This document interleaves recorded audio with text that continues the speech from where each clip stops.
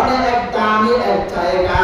আল্লাহ পাক রব্বুল আলামিন জানায়া দেয়, ও পয়গম্বর আপনার উম্মতদেরকে জানায়া দেন, যারা কোরআন ও হাদিসের মজলিসের মধ্যে বসবে আমি আল্লাহ তাআলা তাদের সুসংবাদ জানায়া দিলাম, তারা দুনিয়ার কোন গানের মধ্যে বসে নাই, তারা কোন দুনিয়ার কোন গীবতের আস্তানায় বসে নাই, তারা আমি আল্লাহর কোরআন হাদিসের মধ্যে বসতে, তারা কিছু কথা শোনার জন্য জানার জন্য বসতে। ও ফেরেশতারা তোরা সাক্ষী থাক, আমি আল্লাহ ওই বান্দাদের জন্য জান্নাতের দরওয়াজাগুলো খুলে দিলাম। চিল্লায়ে বলি সুবহানাল্লাহ।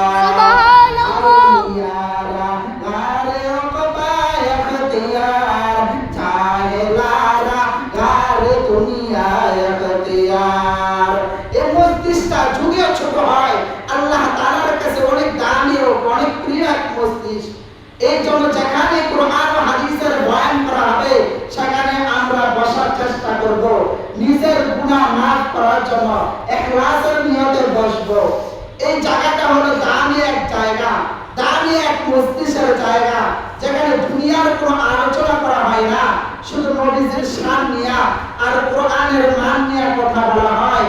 কোরআন কোন রাস্তায় চললে জান্নাত, কোন রাস্তায় চললে জাহান্নাম, কোন রাস্তায় চললে হালাল, কোন রাস্তায় চললে হারাম, কোন রাস্তায় চললে ভালো হওয়া যায়, কোন রাস্তায় চললে খারাপ হওয়া যায়, সেই পথের জন্যই আমরা এই মজলিসের মধ্যে বসছি। এই মজলিসের মধ্যে বসছি শুধু আল্লাহ তাআলাকে পাওয়ার উদ্দেশ্য না, আর কাউকে পাওয়ার জন্য না। আল্লাহ তাআলাকে কাকে পাওয়ার জন্য? আল্লাহকে পাওয়ার জন্য। আল্লাহর আশিক হয়ে কবরে যাওয়ার জন্য মজলিসের মধ্যে বসছি। এই মজলিসের মধ্যে বসতে আল্লাহ তাআলাকে পাওয়া যায়, নবীকে পাওয়া যায়, আল্লাহর পরিচয় চেনা যায়, নবীর পরিচয় জানা যায়। আল্লাহ কেমন, আল্লাহর পরিচয় কেমন, আল্লাহ তাআলা আসমান কেমন সুন্দর করে বানাইলো, জমিন কেমন সুন্দর করে বানাইলো, এক এক গাছের এক এক ফলের এক এক স্বাদ, এক একটি রং, এক একটি মাছের মজা, ইলিশ মাছের ভিতরে মজা এক রকম, বাইরের মজা আরেক রকম। এখানে বসলেই আল্লাহ তাআলার নিয়ামতের কথা জানানো হয়। এই জন্য এই মজলিসটা আল্লাহ তাআলার কাছে দামি মজলিস। আজকে অনেক মানুষ আছে যারা সাহস করে বসে গীবতের মধ্যে আড্ডা, সাহস করে বসে বাড়িতে বসে আছে, টিভি দেখতেছে, সিনেমা দেখতেছে, কিন্তু আল্লাহ তাআলা আমাকে আপনাকে মায়া করে দয়া করে এই জায়গার মধ্যে আসার বসবার তৌফিক দান করেছে। এটা কত বড় এক নিয়ামত।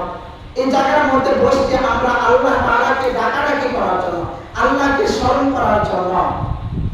আমরা গুনাহ করতে করতে নিজের অন্তরকে জুলুম করে ফেলি, গুনাহ করতে করতে কলবের ময়লা হয়ে যায়, কলব নাপাক হয়ে যায়।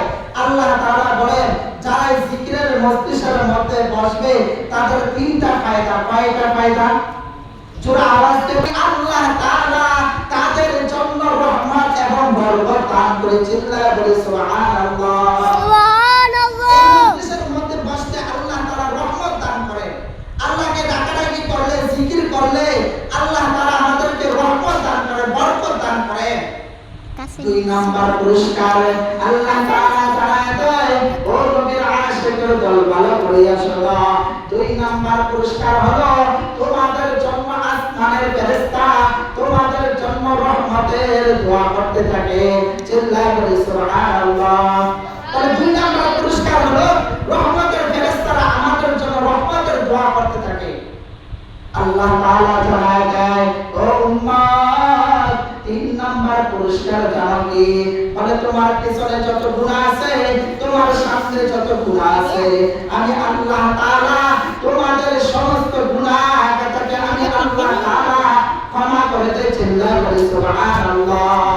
কাদরে কদর রসুলারি বরকামান আনতা রাব্বি আনতা হাসবি চঞ্চলা তুহি কাদের জমির উম্মাহ